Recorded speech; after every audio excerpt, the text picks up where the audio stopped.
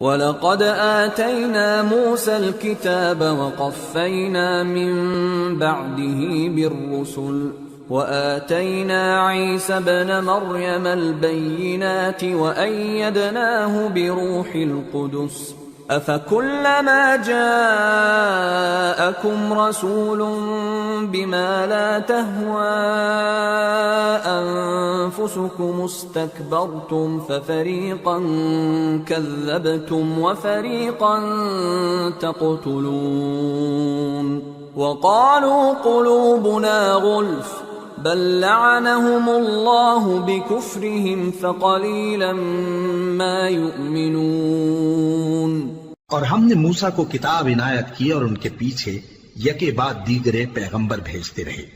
اور عیسیٰ ابن مریم کو کھلے نشانات بخشے اور روح القدس یعنی جبرائیل سے ان کو مدد دی۔ تو کیا ایسا ہے کہ جب کوئی پیغمبر تمہارے پاس